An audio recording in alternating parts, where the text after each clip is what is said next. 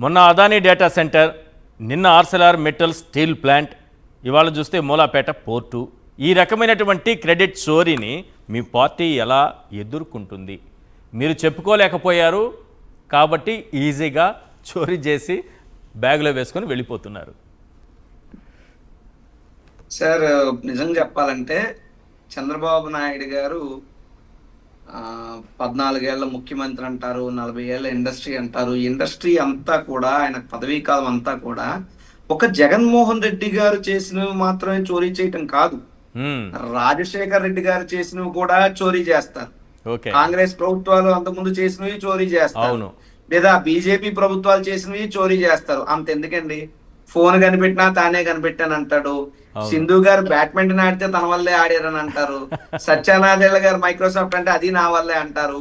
ప్రపంచంలో ఎక్కడ ఏది ఎవరు ఎలా గొప్పగా చేసినా అవన్నీ తన ఖాతాలోనే వేసుకునేటటువంటి శక్తి సామర్థ్యాలు, దానికి తగ్గట్టు ప్రచారం చేసుకునేటటువంటి ప్రచార మాధ్యమాలు, అది చంద్రబాబు నాయుడు గారికి మాత్రమే తెలిసినటువంటి వెన్నతో పెట్టిన విద్య. కాబట్టి క్రెడిట్ చోరీకి care of address Nara Chandrababu Naidu garu. Credit చోరీ కంటూ డిఎన్ఏ సర్టిఫికెట్ ఉంటే ఆ డిఎన్ఏ చంద్రబాబు నాయుడు గారు ఖచ్చితంగా ఆయనే దానికి సర్టిఫైడ్ పర్సన్ గా కూడా ఉండేటటువంటి అవకాశాలు మెండుగా పుష్కలంగా ఉన్నాయి. పొరపాటున ఎప్పుడన్నా ఒలింపిక్స్ లో కానీ లేదా ఇంకే దాంట్లో ఉన్న క్రీడల్లో కూడా క్రెడిట్ చోరీ అనే ఒక విభాగాన్ని పెట్టగలిగినట్టయితే సూర్యచంద్రులు ఉన్నంత కాలం భారతదేశానికి, ఆంధ్ర రాష్ట్రానికి ప్రపంచంలోనే ఫస్ట్ ప్రైజ్ గోల్డ్ మెడల్ పట్టుకు రాగలిగినటువంటి క్రెడిట్ చోరీ సామర్థ్యం ఉన్నటువంటి ఏకైక వ్యక్తి నారా చంద్రబాబు నాయుడు గారు. అయితే ఈయన క్రెడిట్ చోరీ వల్ల ఎక్కువగా బలైపోయింది మాత్రం పాపం వైఎస్ జగన్మోహన్ రెడ్డి గారు, అంతకుముందు రాజశేఖర రెడ్డి గారు.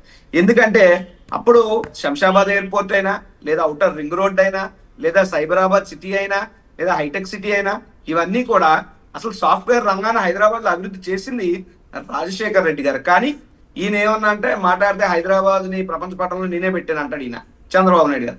మళ్ళీ ఇప్పుడు జగన్మోహన్ రెడ్డి గారి ప్రభుత్వ హయాంలో విశాఖపట్నం స్టీల్ ప్లాంట్ కాపాడింది జగన్మోహన్ రెడ్డి గారు, ఆర్ఎస్ఎల్ఆర్ మెటల్ తెచ్చింది జగన్మోహన్ రెడ్డి గారు, గ్రీన్ హైడ్రోజన్ బాబు జగన్మోహన్ రెడ్డి గారు, bulk drug park Jaganmohan Reddy గారు, అదాని డేటా సెంటర్ జగన్మోహన్ రెడ్డి గారు, ఇన్ని లేదా మూలాపేట పోర్టు, ఇవన్నీ చేస్తుంటే ఈ రోజు వచ్చి ఇలా ఖాతాలో వేసుకునే ప్రయత్నం.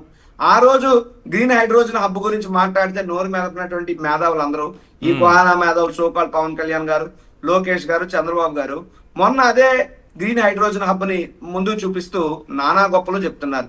అదే విధంగా ఇంకా చూస్తే ఏంటి, ఆర్ఎస్ఎల్ఆర్ మెటల్ కోసం 30 minutes జూమ్ కాల్ అట. నేను అడుగుతున్నా, 30 minutes జూమ్ కాల్లో మీరు తేగలిగినట్టయితే ఇంకెందుకు, ఇంకా ఈ కేవలం 30 నిమిషాల్లో స్టీల్ ప్లాంట్ అని తెస్తే మరి దాదాపు మీరు వచ్చి 2 ఏళ్ళు పూర్తి అవుతుంది, 600 రోజులు.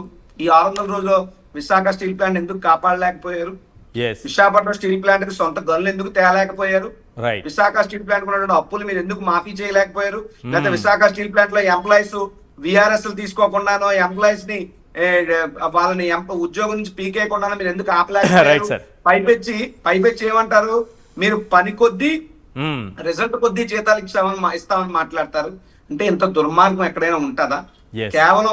కేవలం జగన్మోహన్ రెడ్డి గారు చేసిన పనులన్నీ చోరీ చేయడం వీళ్ళ పని తప్పితే, చంద్రబాబు నాయుడు గారికి తన మదిలో తనకి సొంతంగా పుట్టినటువంటి ఒక ఆలోచనని యాక్షన్ ప్లాన్ చేసి ప్రజలకో, రాష్ట్రాలకో, భవిష్యత్ తరాలకో ఆయన చేసిన మంచి మేలు ఏదంటే ఒక్కటి కనబడదు.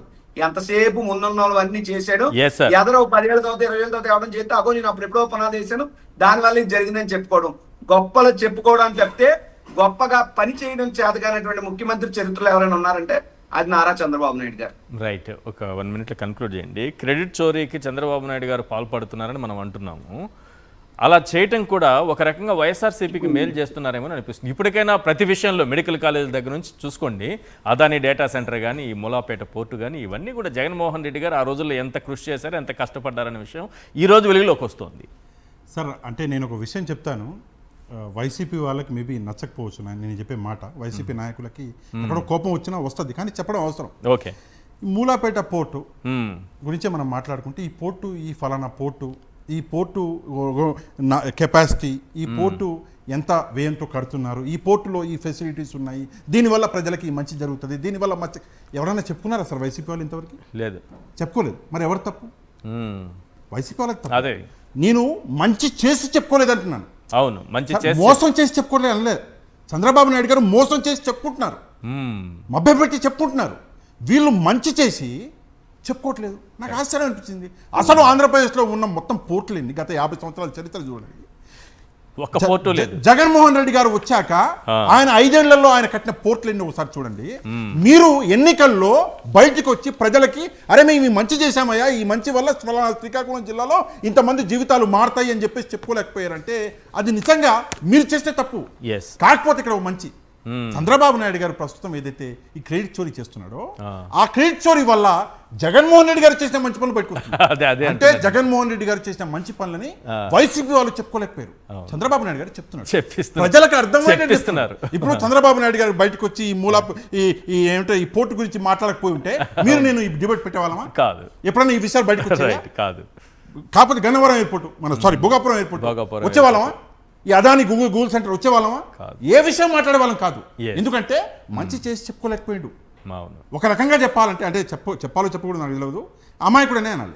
ప్రజలకి మంచి చేస్తున్నా ప్రజలు నాకు ఓటేస్తారు, ప్రజలకు మంచి చేస్తున్నా ప్రజలు నాకు ఓటేస్తారు అన్నాడు. కానీ ఆ మంచి చేసిన దాన్ని మార్కెటింగ్ కూడా చేసుకోవాలి, నేను ప్రజలకు అర్థమయ్యేటట్టు చెప్పుకోవాలి. మంచి ఉంటే సరిపోదు, మార్కెటింగ్ కూడా చెప్పుకునే దృష్టికి వెళ్ళలేదు. ఈ రోజు నిజంగా చంద్రబాబు నాయుడు గారు ఒకవేళ బై మిస్టేక్ ఇట్లాంటి పోర్టులు కట్టుంటే సార్ నమ్మండి 10 ఏళ్ల వరకు హోర్డింగ్లు కట్టేవారు. వీళ్ళు 10 ఏళ్ల వరకు హోర్డింగ్లు కట్టేవారు. అవును, 10 ఏళ్ళు హోర్డింగ్. ఆ పరిస్థితులు మనం చూసేవాళ్ళం. అవును, ఈ ఎయిర్పోర్ట్ లో ఆయన కట్టించుంటే ఆ పరిస్థితులు. జీవితకాలం వైసీపీ వాళ్ళు మార్కెటింగ్ చేసుకోవడంలో దారుణంగా విఫలమయ్యారు. అందుకే ప్రజలు వైసీపీ వాళ్ళని అంటే ఓట్లు వేయకుండా మోసం చేశారు, తప్పు. వీళ్ళు చెప్పుకోలేకపోయారు.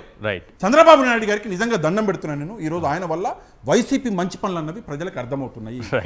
పచ్చ మీడియా కూడా దండం పెట్టండి ప్లీజ్. పెడుతున్న పచ్చ మీడియా కూడా వాళ్ళ వల్లనే ఈ రోజు ఈ విషయాలన్నీ బయటకు వస్తున్నాయి.